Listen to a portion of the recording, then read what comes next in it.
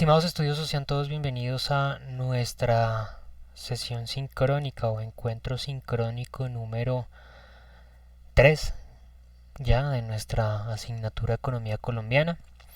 Esta sesión sincrónica corresponde al módulo número 2, Mercado Laboral Colombiano.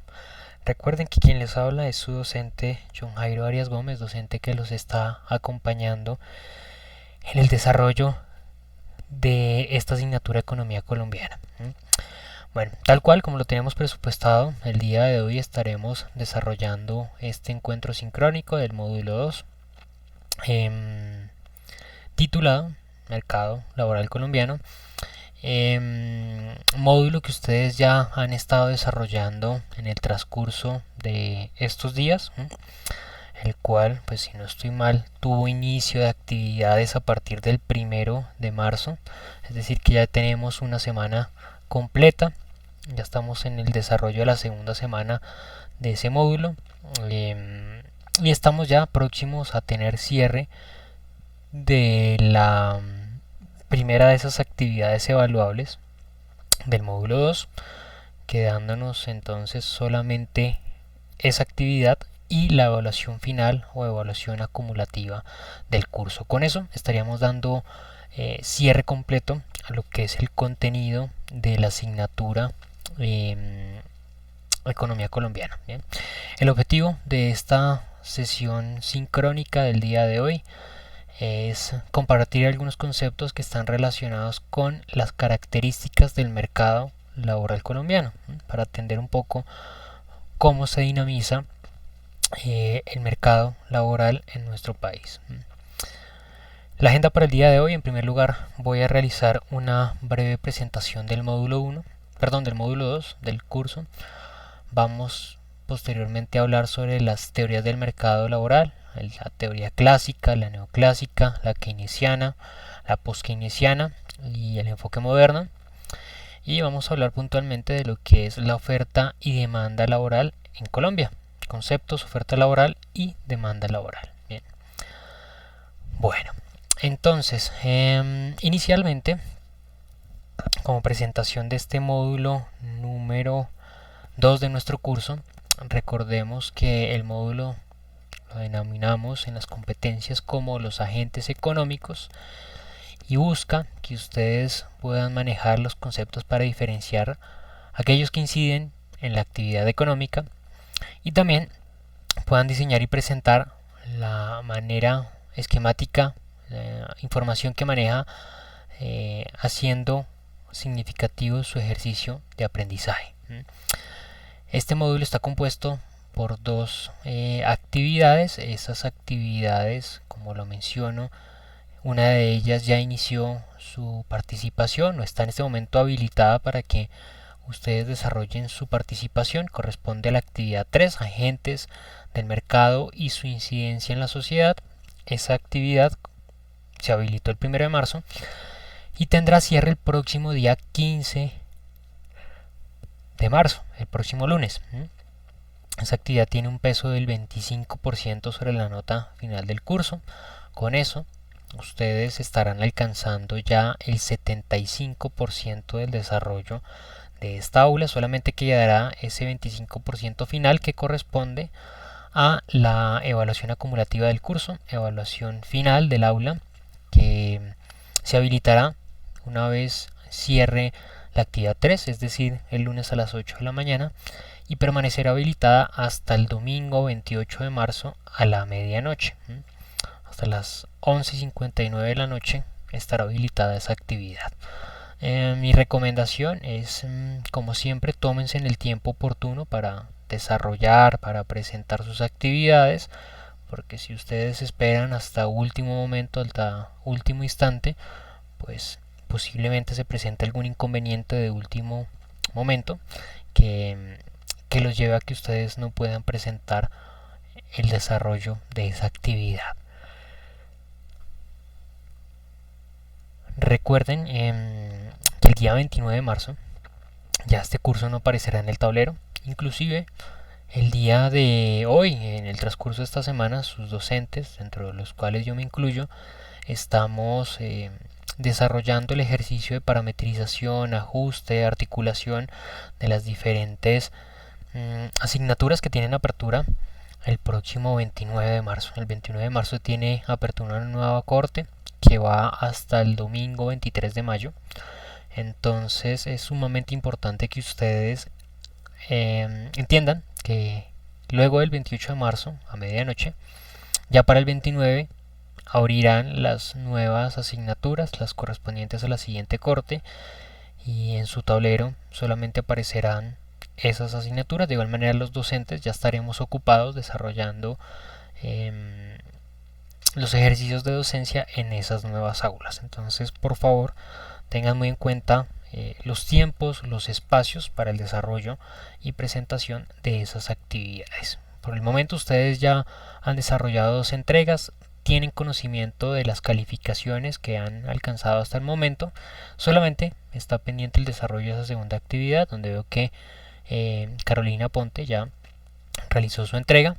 Los demás estudiosos están pendientes de presentar esa actividad. Bien, bueno, vamos a hablar el día de hoy sobre las teorías del mercado laboral. Partamos que para adentrarse, en el estudio del mercado laboral colombiano es indispensable iniciar conociendo las proposiciones teóricas de las principales escuelas económicas. Obviamente, para entender el contexto actual de nuestro país, del mercado laboral de nuestro país, nosotros primero debemos entender esas teorías clásicas que han buscado darle forma precisamente a esos diferentes fenómenos que se han presentado en diversos mercados laborales, ¿no? De cierta manera es el principio de las teorías económicas y administrativas, ¿no? Que de cierta manera para poder entender o dinamizar cómo se presenta, cómo se desarrolla el ejercicio administrativo en una empresa, pues debemos estudiar, debemos tratar de identificar pues las teorías clásicas que se han venido estructurando a lo largo de los años para poder dar forma, para poder identificar precisamente características, metodologías, información relevante y de esa manera tener mayor claridad sobre el fenómeno que se presenta particularmente en una organización, o en este caso pues el fenómeno particular que se presenta puntualmente en un mercado. En cada enfoque que abordemos más adelante vamos a hablar de las principales características, vamos a identificar cómo estuvo marcado ese enfoque en un momento determinado de el ejercicio en el cual se realizó. Vamos a poder determinar las características puntuales y de cierta manera cómo eso también conllevó una evolución particular que tuvieron las organizaciones, ¿no? Las empresas. Inicialmente entonces vamos a hablar del enfoque clásico. El principal representante del enfoque clásico, como sucede en muchos de los conceptos de las teorías administrativas, obviamente las económicas también, es Adam Smith, ¿no? Recordemos que Adam Smith fue uno de los padres de la economía de mercado, uno de los padres de la administración también, al definir esos principios teóricos económicos y administrativos. Acá se dieron las consideraciones del modelo de mercado. Hay un pleno empleo de factores, a lo que es lo mismo que todos los que aspiran a conseguir un empleo lo logran. Es la política o la ley del libre mercado, ¿no? Entendemos que todo aquel que requiera un empleo, todo aquel que quiera estar activamente laborando, pues puede hacerlo, ¿no? Si así lo requiere. Eso está establecido por lo que en su momento Adam Smith mencionó como la mano invisible gobierno del mercado, ¿no? Que es precisamente esa competencia que regula las actividades que se desarrollan dentro de un mercado. Solamente se planteaba un desempleo, un concepto de desempleo denominado friccional, el cual correspondía a aquellas personas que simplemente acaban de integrarse al mercado laboral o aquellas personas que en determinadas circunstancias están cambiando de ocupación, pero el resto se partía que todo aquel que desease desarrollar una actividad laboral pues podía realizarlo, ¿no? Simplemente era cuestión de ubicarse adecuadamente. En las teorías, o bueno, en los momentos, en los periodos clásicos, todo esto se puede identificar como posible, ¿no? Dentro de los mercados no había una alta competitividad o competencia, no existía. Por eso se hablaba de un libre comercio, de una libre competitividad. Cada organización podía ingresar en un mercado y al no existir o al existir una muy baja oferta de un producto y al existir una cantidad de individuos, de consumidores deseosos de adquirir X o Y producto, pues sencillamente existía ese dinamismo, ¿no? Esos nuevos ofertantes o esas nuevas empresas que ingresaban al mercado obviamente requerían y necesitaban de personal que desarrollase actividades, por lo tanto existía también de igual forma una alta oferta de empleabilidad, ¿no? Había una alta oferta de empleo, entonces de cierta manera ese periodo clásico, cuando no existía una gran competencia dentro del mercado, cuando no existía una gran rivalidad entre las empresas, cuando de cierta manera muchos de los mercados no se habían descubierto, no se habían explorado, dentro de los ofertantes de productos no había una sobreoferta, sino que siempre íbamos a encontrar una demanda existente y una demanda que no se cubría por completo, entonces pues existía esa oportunidad, ¿no? Y lo que se describía o lo que mencionaba Adam Smith pues resultaba ser como un óptimo, ¿no? Como algo deseoso, como algo que nos permitiría siempre ir evolucionando, aumentando, agrandando nuestra capacidad, agrandando nuestras ventas, agrandando nuestros ingresos, pero que realmente posteriormente nos dimos cuenta que todo tiene un límite, ¿no? Nosotros no podemos establecer un modelo infinito con un mundo y con un mercado que funciona con recursos finitos, ¿no? Porque sencillamente no tiene lógica, ¿no? En algún momento esos recursos que son finitos van a acabarse y el sistema o el modelo económico infinito pues no tendrá recursos de los cuales suplirse, ¿no? Y desarrollar sus actividades. Es importante destacar que este enfoque limita la posibilidad de estímulos al personal, puesto que asume que el desempleo prolongado es casi voluntario. De cierta manera, la empleabilidad estaba ligada a la necesidad que tenían las empresas de que un trabajador desarrollase unas actividades, pero no le preocupaba mucho ese interés del trabajador en el desarrollo de actividades de una empresa. Lo vemos como la forma en que clásicamente las organizaciones veían al trabajador como un elemento más de la empresa, como algo que de cierta manera no representaba mayor importancia ni que tampoco representase una repercusión directa en los resultados de la organización. Simplemente cuando un trabajador no deseaba o ya no quería estar con la organización, pues se buscaba otro trabajador que lo reemplazase en el desarrollo de sus actividades.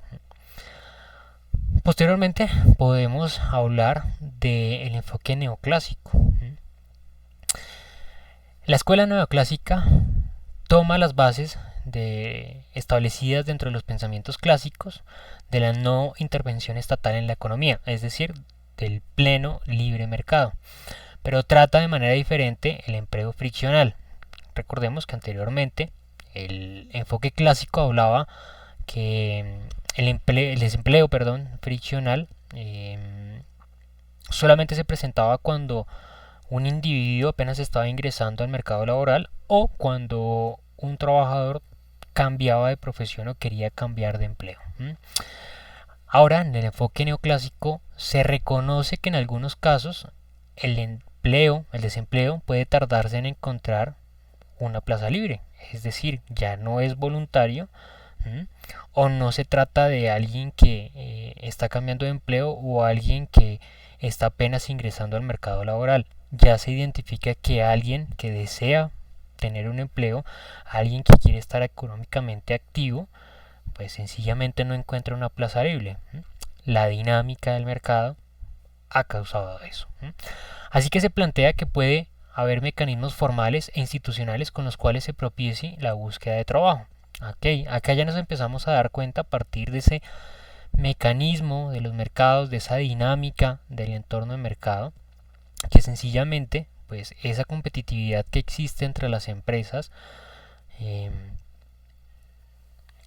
pues puede repercutir en que sencillamente se genere desempleo, en que sencillamente no todas las organizaciones logren tener éxito, en que verdaderamente ese enfoque que había planteado o que en su momento ideó Adam Smith pues no era totalmente alcanzable, porque precisamente estábamos partiendo de unos recursos finitos y ideábamos un modelo que buscaba unos ingresos y una optimización de manera infinita y no es posible desarrollarlo, ¿no?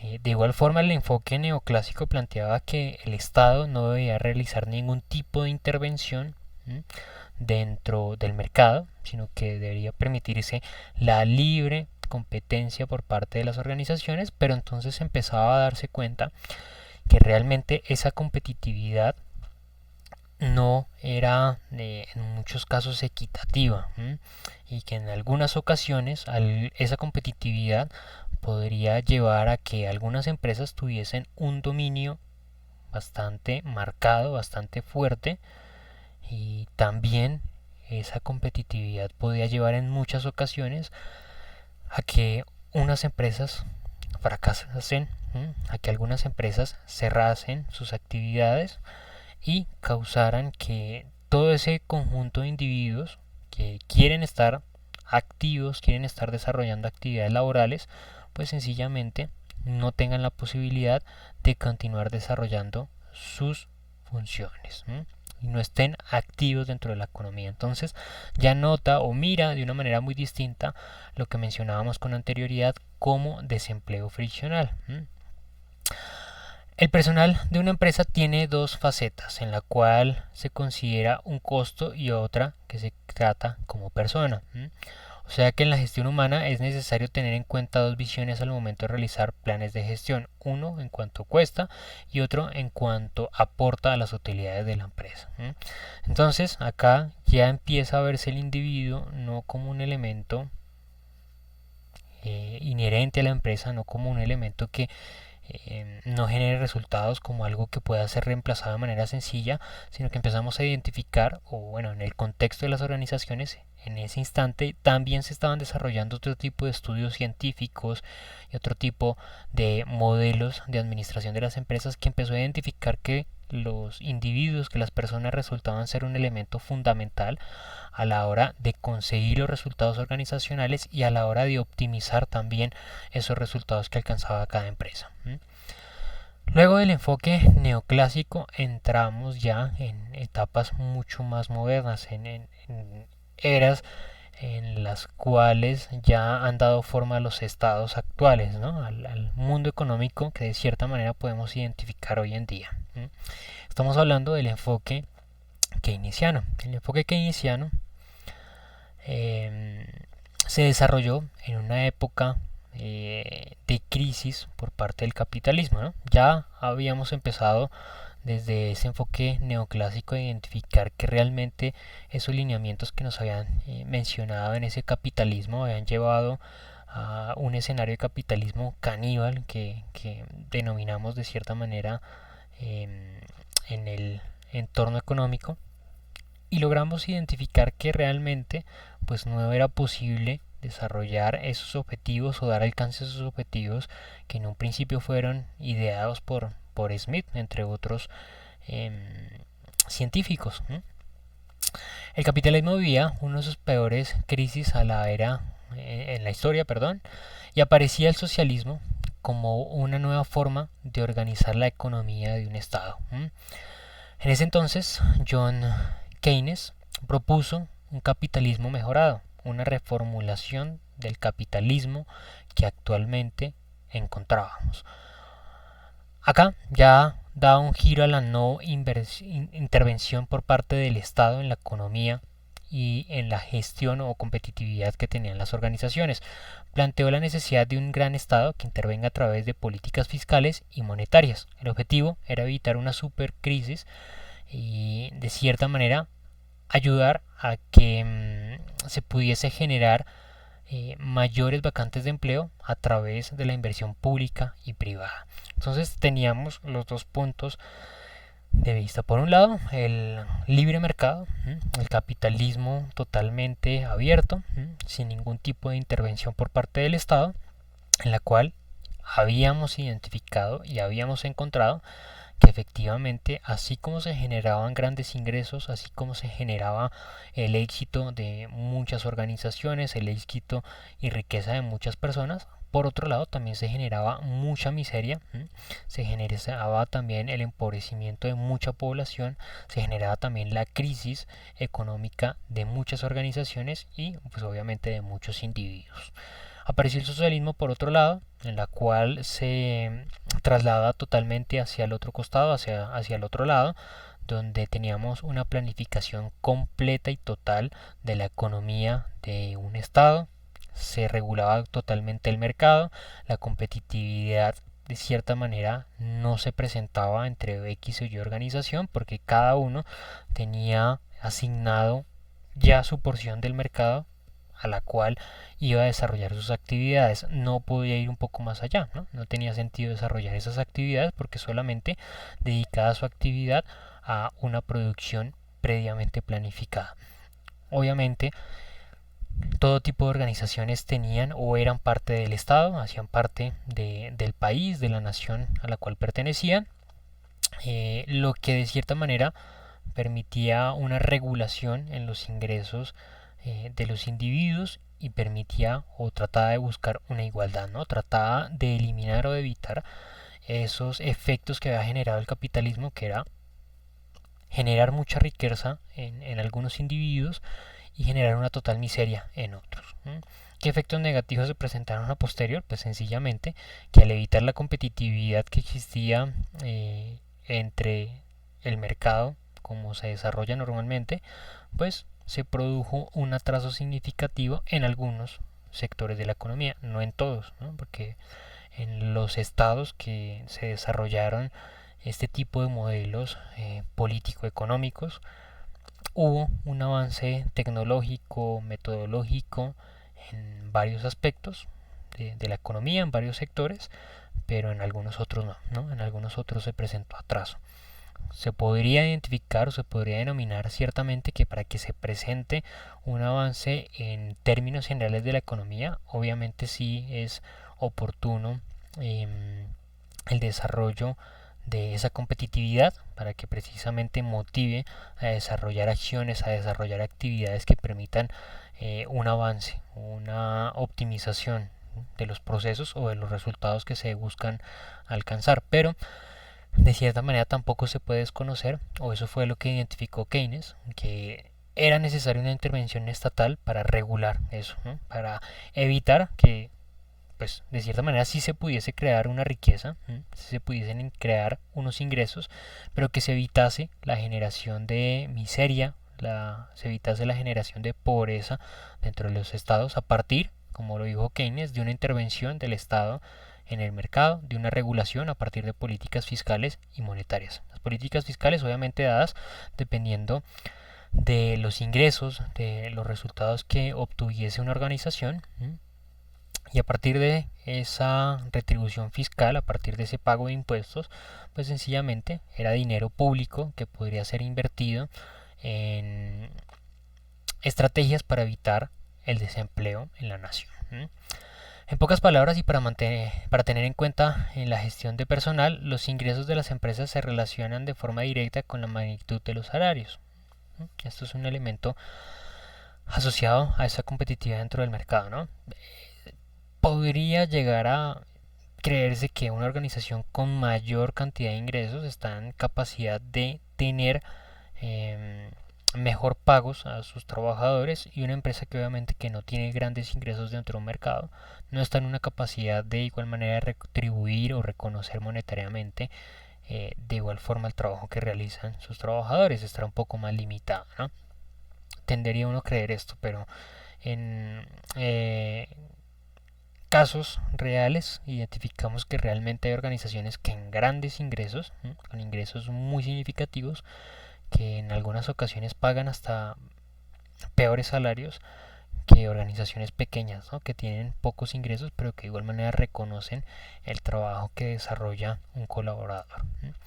Encontramos posteriormente el enfoque post-keynesiano, en el cual, pues a partir de cuando se empezó a identificar que existía la intervención del Estado en algunas economías, dejamos de lado el libre comercio, que sencillamente dio cabida a grandes empresas, a imperios, a monopolios, que sencillamente empobrecieron también a otra gran porción de la población al quebrar sus empresas, al cerrar completamente sus oportunidades de negocio y de empleo. Pues pasamos a otros escenarios en los cuales se eliminó la competitividad, se establecía a partir de un gobierno central los lineamientos de producción y de elaboración de una población, de un país.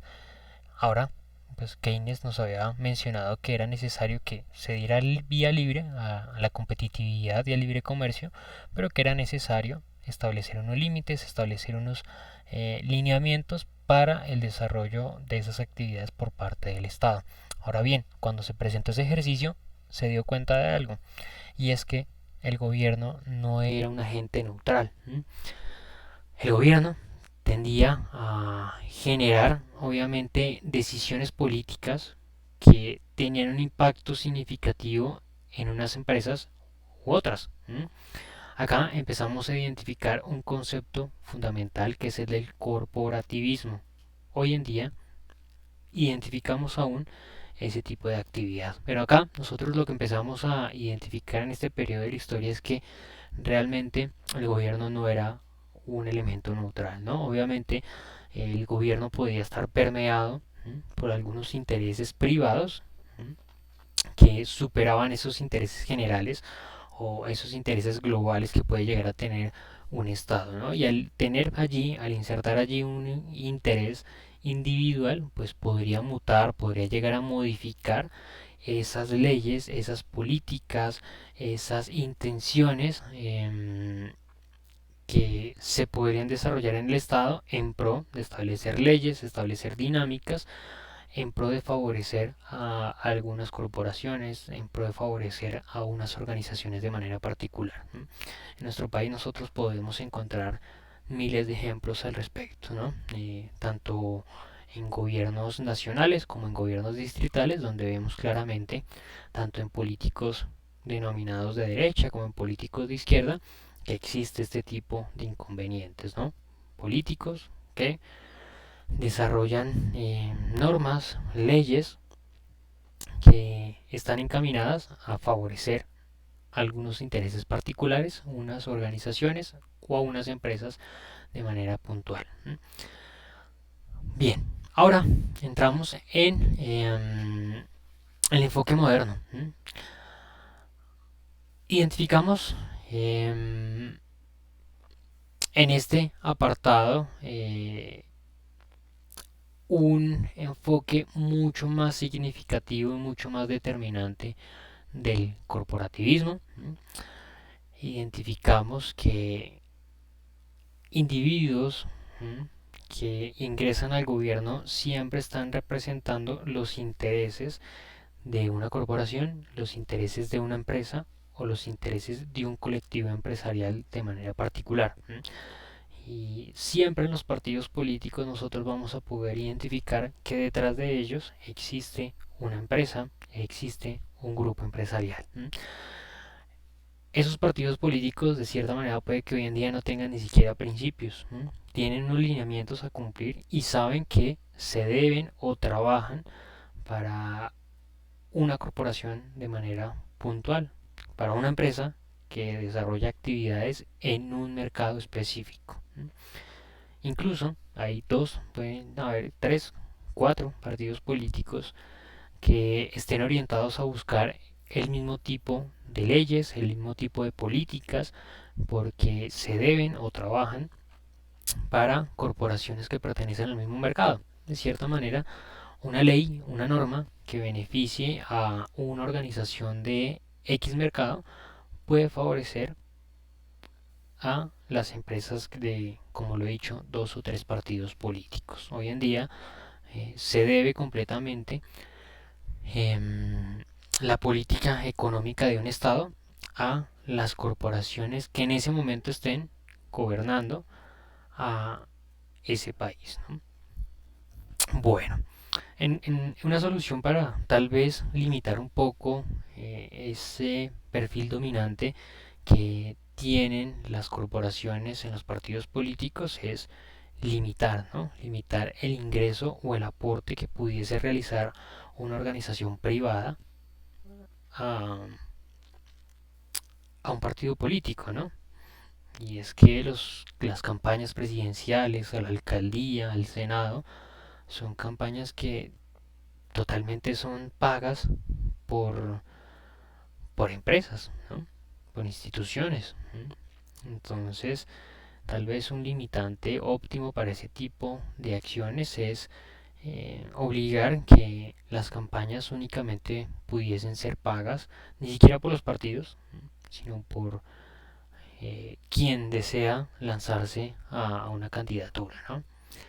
Allí también entraría un tema de aportes voluntarios que realizase la gente, pero pues eso en Estados Unidos funciona de esa manera y quienes han hecho investigaciones al respecto han podido identificar que en las campañas de los principales partidos políticos de ese país, pues los aportes los realizan personas del común, pero resultan ser en muchos casos, por ejemplo, trabajadores de una empresa específica y todos esos trabajadores de esa empresa específica resulta que han hecho aportes a la campaña política de un candidato en particular. Entonces es una necesidad hoy en día de tratar de frenar, de limitar ese corporativismo.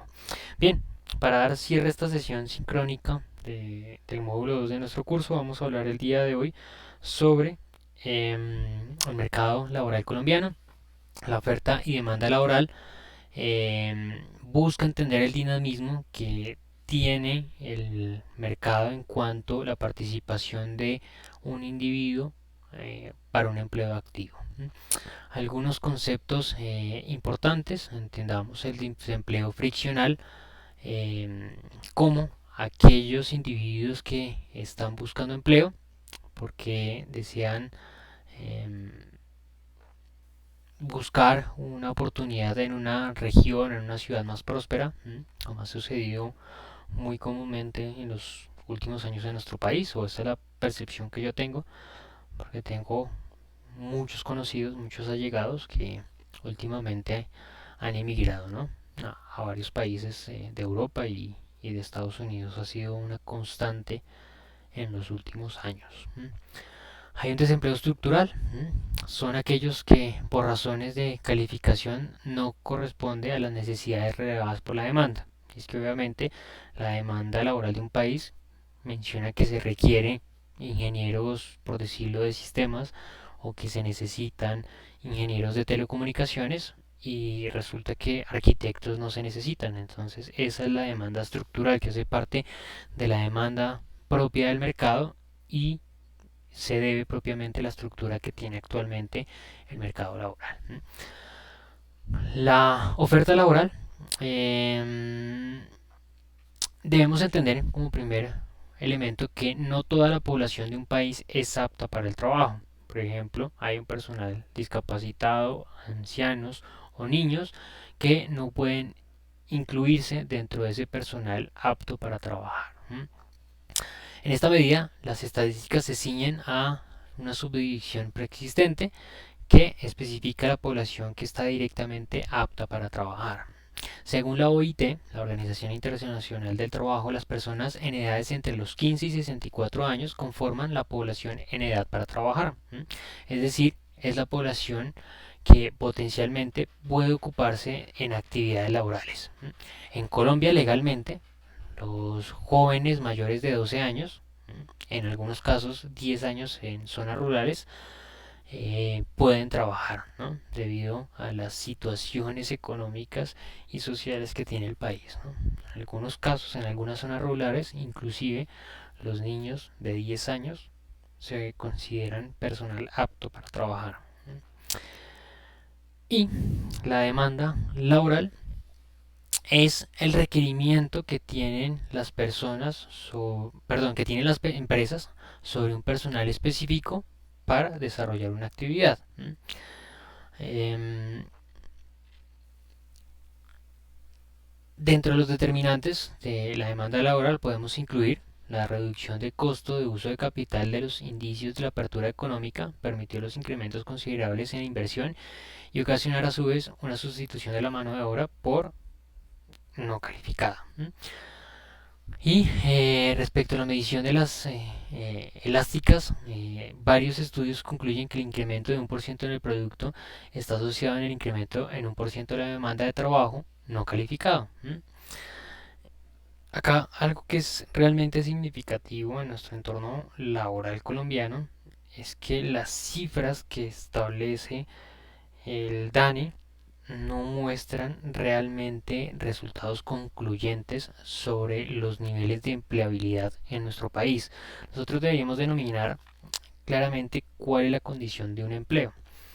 Y la condición de un empleo es, obviamente, de por medio el desarrollo de actividades por causa de un contrato formal escrito, firmado, en el cual pues el trabajador se compromete a desarrollar un conjunto de actividades y la organización remunera a ese trabajador de acuerdo a esas actividades que ha venido o que está desarrollando. Porque es importante traer a colación este concepto. Nuestro país está comúnmente orientado a plantear no la medición del nivel de desempleo, sino el nivel de desocupación. Se cambió el concepto. ¿Por qué se cambió el concepto? Porque cuando nosotros hablamos de desempleo, estamos hablando de las personas que no cuentan con esas condiciones, con un contrato firmado, un contrato en el cual tú tienes una asignación de horas, porque en la definición de empleo se establece que por lo menos en nuestro país hay un límite de horas semanales que es de 48 horas, que hay un pago de prestaciones sociales, de salud, de pensión, de aportes al bienestar familiar, bueno, además aportes legales que establece un contrato. Entonces, cuando nosotros hablamos de desempleo, estamos hablando de las personas que no están legalmente empleadas. Y ese número es realmente grande en nuestro país. Es muy significativo. Por allí en el año 2000 y pico, creo que cercano al 2006, 2007, hubo un cambio de forma de medir para tratar de disminuir esos números tan alarmantes y se cambió a hablar de personas desempleadas a personas desocupadas, porque se entendía que pues no todas las personas estaban en un empleo porque, como lo se mencionaba en la época antigua, no, ellos no querían, sino que estaban trabajando bajo otras condiciones porque sencillamente así lo querían, ¿no? Dentro de otras fórmulas que salieron en estas reformas al trabajo, no solamente se cambió la forma de medir el desempleo en nuestro país, sino que se dio libertad a otro tipo de contratos que estaban por fuera de esas condiciones de empleo en el país, de aseguramiento de pagos de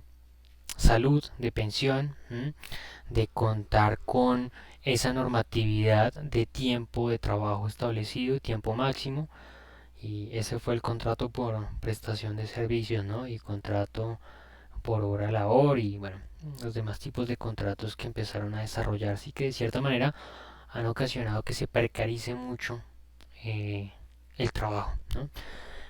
Todo esto llevó a que sencillamente pues una persona que